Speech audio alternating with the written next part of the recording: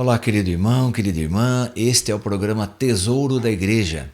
E eu, Luiz Carlos, juntamente com você, estamos dando continuidade aos nossos estudos sobre a carta encíclica Veritatis Splendor, o esplendor da verdade, do nosso saudoso e querido Papa João Paulo II. Esse documento é sobre a moral cristã, a moral católica, a moral de Jesus, a moral de Deus, né? Já desde os 10 mandamentos, lá com Moisés até os dias que Jesus veio e nos revelou melhor ainda o entendimento desses 10 mandamentos e todas as atitudes humanas diante das pessoas e do mundo. Nós estamos aqui no capítulo 2, que tem como título Não vos conformeis com a mentalidade deste mundo. E estamos em um subtítulo que diz A Liberdade e a Lei. Dentro desse subtítulo, ele coloca de vez em quando aqui algum versículo bíblico para melhor entendermos o que ele está querendo dizer. Então hoje ele vai colocar assim: mas desde o princípio não foi assim. Então Mateus 19, 8. Bem, agora vamos ver o que ele quer desenvolver dentro da liberdade e da lei, este versículo, mas desde o princípio não foi assim. O suposto conflito entre liberdade e natureza repercute-se também sobre a interpretação de alguns aspectos específicos da lei natural, sobretudo da sua universalidade e imutabilidade. Bem, então, suposto conflito, porque não tem, né? Não tem conflito entre a liberdade e a natureza. Quer dizer, entre a alma e o corpo, não existe esse conflito. Esse conflito foi inventado, foi criado pelo homem, vamos dizer assim. Então, por isso que ele chama de suposto conflito, né? Agora também, esse suposto conflito ecoa, repercute-se, quer dizer, também chega numa interpretação de alguns aspectos da lei natural, principalmente sobre universalidade e imutabilidade. Universalidade, o que é? Tudo que é universal, tudo que está no mundo. E imutabilidade, coisa que não se move, não se altera.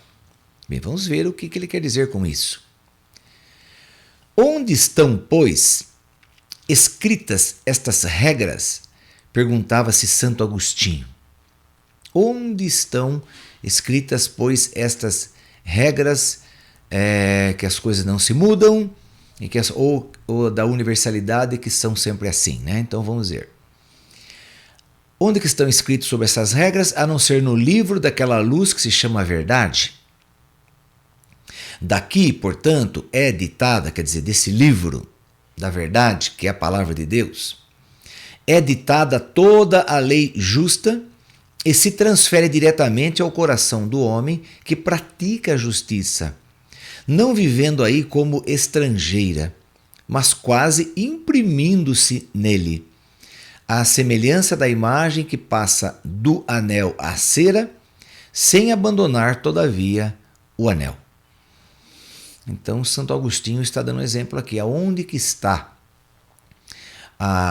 o verdadeiro esclarecimento? Onde que está a verdadeira luz que vai iluminar o homem para entender o que é liberdade, como que ele pode usar essa liberdade, como que pode ser isso?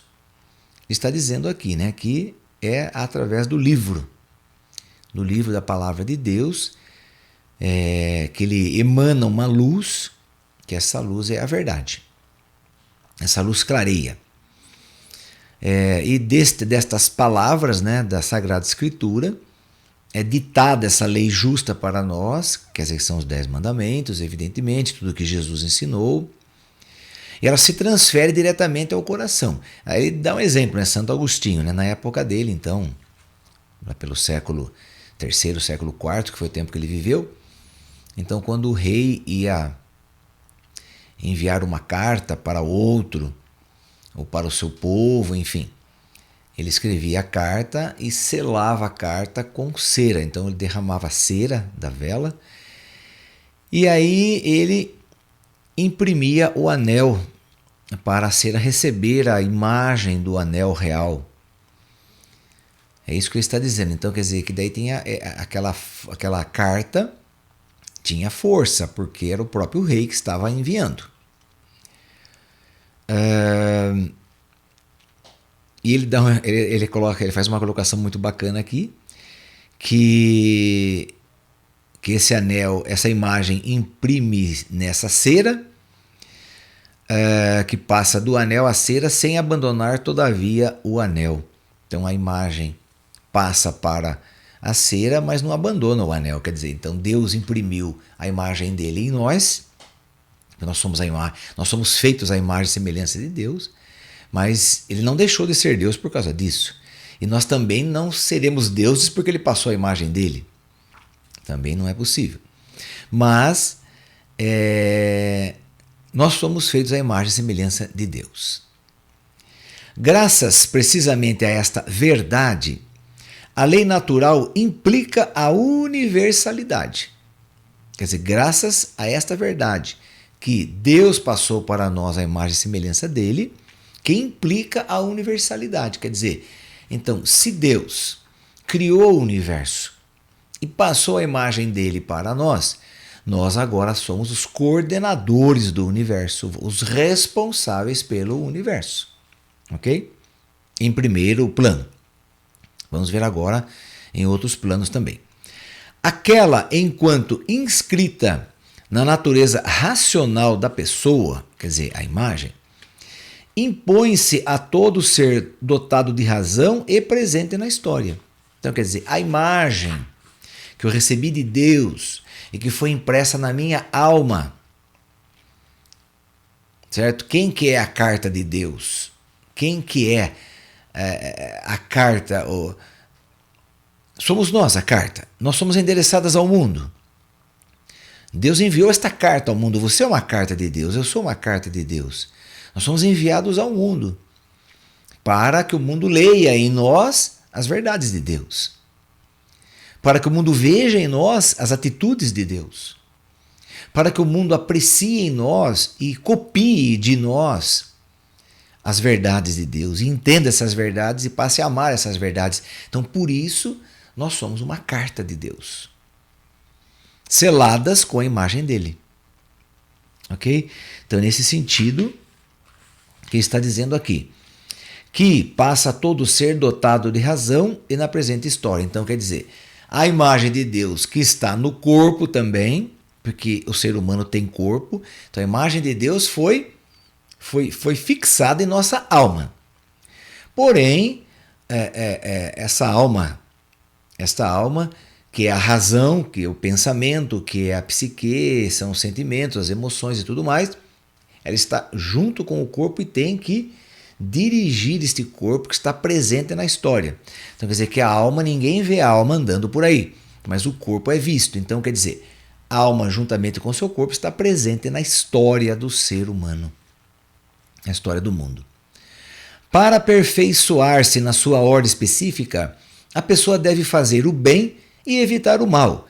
Deve vigiar pela transmissão e conservação da vida, aperfeiçoar e desenvolver as riquezas do mundo sensível, promover a vida social, procurar o que é verdadeiro, praticar o bem e contemplar a beleza. Então, o ser humano não foi criado para destruir. Ele não foi enviado à Terra para destruir o que o próprio Deus criou. Mas as pessoas que se perdem, confundem a liberdade, que eles podem fazer o que eles quiserem sem estar sob a lei divina, então sim, estes corrompem todas as coisas, destroem o nosso planeta, destroem tudo que é belo, tudo que é bom, por ganância, por riqueza, por poder e etc. Ok? A cisão quer dizer a divisão criada por alguns entre a liberdade dos indivíduos e a natureza comum a todos, como emerge de certas teorias filosóficas de grande repercussão na cultura contemporânea, obscurece a percepção da universalidade da lei moral por parte da razão. Quer dizer, as pessoas, né, que confundem aí, que tomam a liberdade como um pretexto para fazer o que quiserem. Existem muitas filosofias, ele está dizendo aqui, nos nossos tempos, que corroboram, que ajudam para que o homem se perca. Então estas atitudes são contrárias à lei divina, não é? Então elas vão aí contra a lei universal, contra a universalidade. Quer dizer, Deus criou tudo para o bem do ser humano, para o ser humano usar, né, usufruir de toda a beleza do nosso planeta, do nosso universo, tantas estrelas e tudo mais. As plantas, os peixes, as cores, toda a variedade que nós temos aí, né, de tantas coisas criadas, meu Deus, quantas coisas lindas, maravilhosas, mas o homem, que eu digo, o ser humano, quando ele confunde, né, confunde aí a liberdade que lhe foi dada e usa mal esta liberdade, então ele cria o caos no próprio universo. Esta universalidade não prescinde da individualidade dos seres humanos, nem se opõe à unicidade e irrepetibilidade de cada pessoa. Bem, esta universalidade não prescinde da individualidade. Quer dizer, todo indivíduo, o que é um indivíduo? É alguma coisa que é um só. Então, por exemplo, eu, Luiz Carlos, existe só um Luiz Carlos, só eu, não existe. Pode ter outros que tenham o mesmo nome, seja homônimo a mim, tem o mesmo nome. Então, milhares de Luiz Carlos, ok. Mas, como indivíduo, como pessoa, só existe um. Então, cada Luiz Carlos é um Luiz Carlos, não é? Diferente, totalmente. Então, isso chama-se individualidade. Cada um é um. Assim como existem milhões de Maria, milhares de João, de José, mas cada um é cada um. E irrepetibilidade quer dizer, não se repete. Então nunca vai existir uma pessoa igual a você. Nunca existiu, não existe e não existirá. Com a mesma cor dos olhos, não existe. Com o mesmo tipo de cabelo, não existe. Com o mesmo cheiro do corpo, não existe. Não existe. Com as mesmas impressões digitais, não existe. Então, quer dizer, isso é uma coisa que é do indivíduo. Então, não se repete. Não é porque o Luiz Carlos existe agora, que daqui 10 mil anos, já existiu lá no ano 2000, então agora estamos no ano 10.000, posso repetir ele. Não existe isso. Deus cria o indivíduo, quer dizer, ele é um só, ok? Pelo contrário, então, não se opõe, né? Essa universalidade não prescinde de individualidade, quer dizer, não joga fora, né? A individualidade, ela não se opõe à unicidade e irrepetibilidade de cada pessoa. Então é isso, né? Não vai na frente, essa universalidade não passa na frente, não toma a frente. Então, quer dizer, a universalidade ela precisa do indivíduo, de um certo modo, né? Então, abraça pela raiz cada um dos seus atos livres, que devem atestar a universalidade do verdadeiro bem. Submetendo-se à lei comum, os nossos atos edificam a verdadeira comunhão das pessoas. E, pela graça de Deus, exercem a caridade e vínculo da perfeição. Então, submetendo-se à lei comum, os nossos atos edificam a verdadeira comunhão das pessoas. O que é lei comum? A lei dos homens. Além de respeitar um ou outro, né? Se nós seguirmos aí a lei, por exemplo, eu não posso roubar, não posso matar, não posso tirar o que é do outro, que já tem essa origem nos 10 mandamentos. Então, quer dizer, só pela lei natural, pela lei dos homens, vamos dizer assim, eu já entendo que eu não posso fazer nada contra o próximo. Agora, nessa lei natural está impressa a lei de Deus, que ilumina as leis naturais, as leis dos homens, não é? Quando, pelo contrário, desconhecem ou simplesmente ignoram a lei, de forma imputável ou não, os nossos atos ferem a comunhão das pessoas com prejuízo para todos. É verdade, não é? Se eu vou roubar de alguém, eu roubei o que é o salário, o que ia comprar remédio, o que ia ajudar a trazer comida, o que ia pagar as contas, vai ficar sem energia, vai ficar sem água. Então, quer dizer, eu roubei de uma pessoa, mas eu estraguei a vida de muitos, né? Eu comprometi muitos nesse meu ato.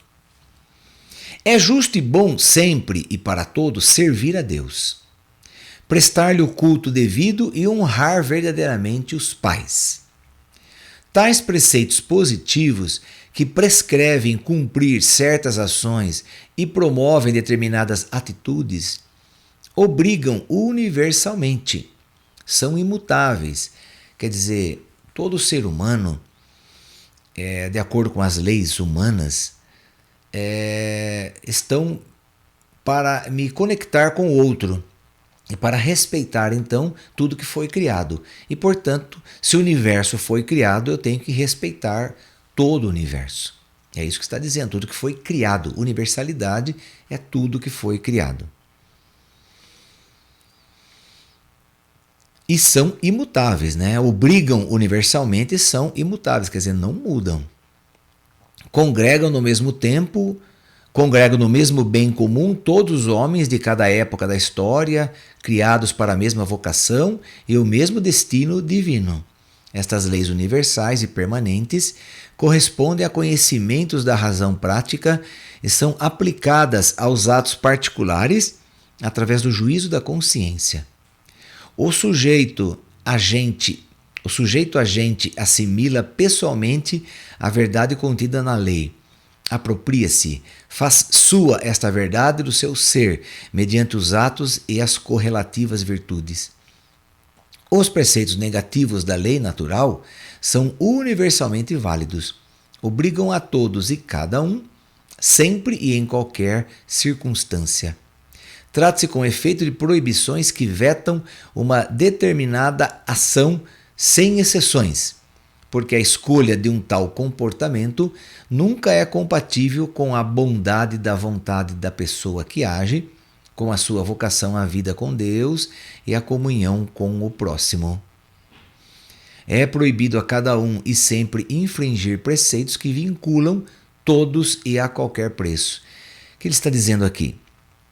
Que a lei, mesmo sendo proibições que vetam, né? Então não faça isso, não matar, não roubar, não destruir, não cobiçar a mulher do próximo, não cobiçar as coisas alheias. Então são coisas negativas, né? Vem com um não na frente.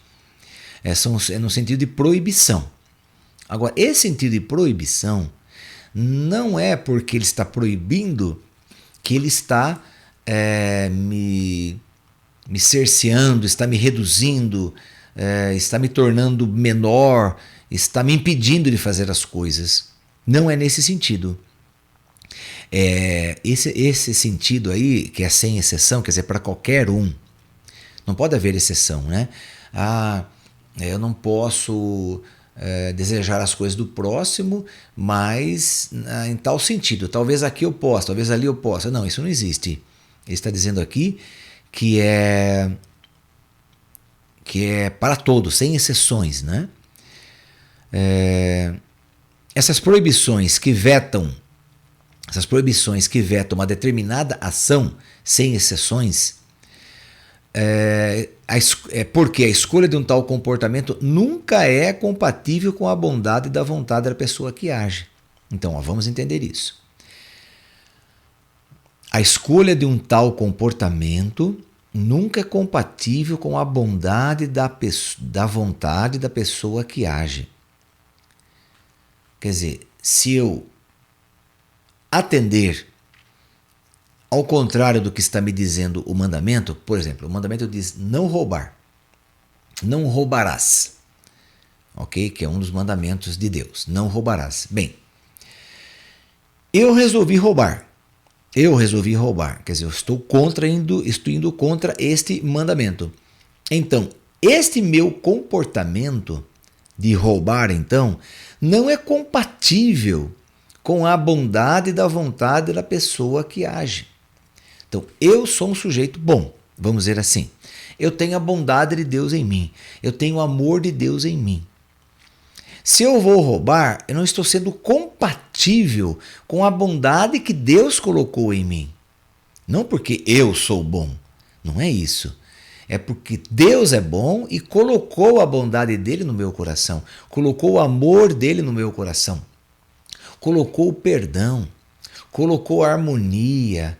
Colocou o amor para que eu ame o próximo. Se eu amar o próximo, eu não vou roubar as coisas dele, porque eu amo ele. Como que eu vou roubar alguém que eu amo?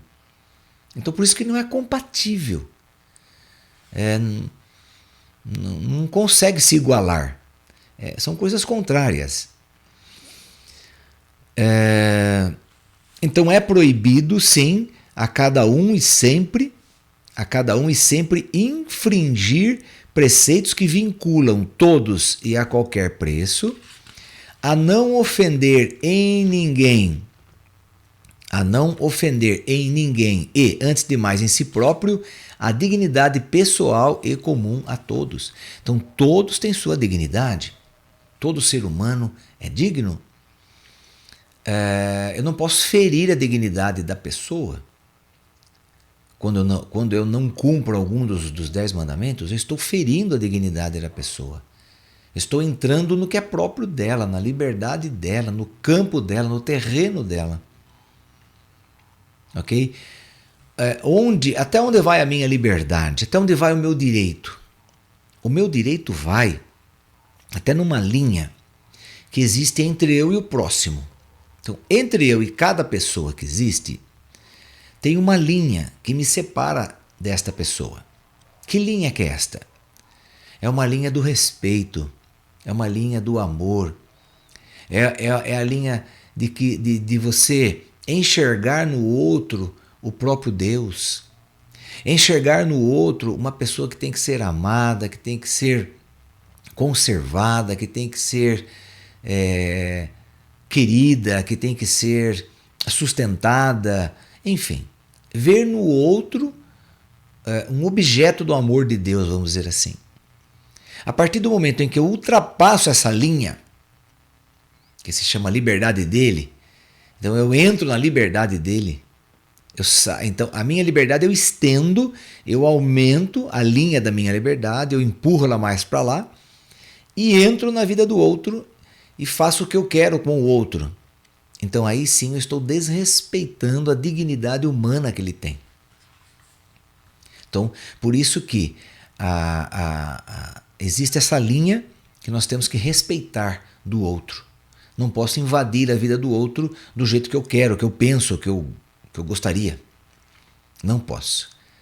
Né? Então, quer dizer, eu tenho que respeitar e eu tenho que entrar na vida do outro para amar, para assim fazer o bem, mas nunca o mal.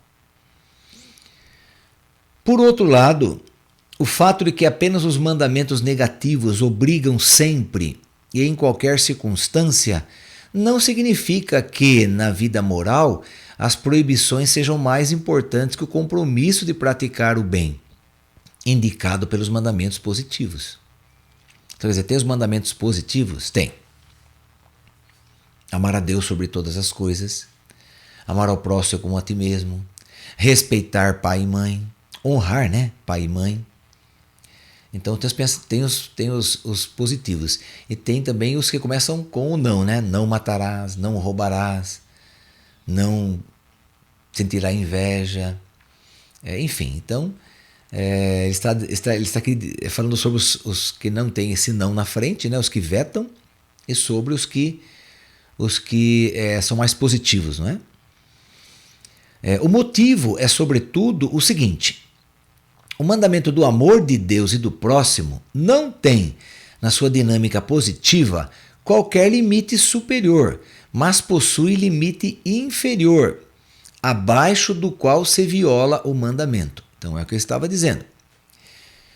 O mandamento de amar o próximo não tem limite superior, mas tem inferior, sim, quando eu violo esse mandamento, quando eu ultrapasso essa linha e não amo o próximo. Daí ele tem um limite. O de amar não tem limite, mas o de não amar tem limite. Se eu não amo, então eu não posso ultrapassar o limite. Se eu ultrapassar, estou em pecado. Agora, se eu amar, isso não tem limites. O amor é ilimitado. Não tem linha que separa o ser humano do outro pelo amor. Ok? Não existe isso. Além disso, o que deve ser feito numa determinada situação depende das circunstâncias, que não se podem prever todas de antemão.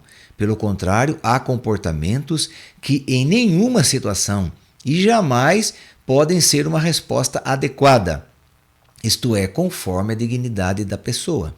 Enfim, é sempre possível que o homem, por coação ou por outras circunstâncias, seja impedido de levar a cabo determinadas ações boas. Porém, nunca pode ser impedido de não fazer certas ações, sobretudo se ele está disposto a morrer antes que fazer o mal. Bem, vamos entender isso melhor no nosso próximo encontro. Já chegamos aí ao final do nosso horário.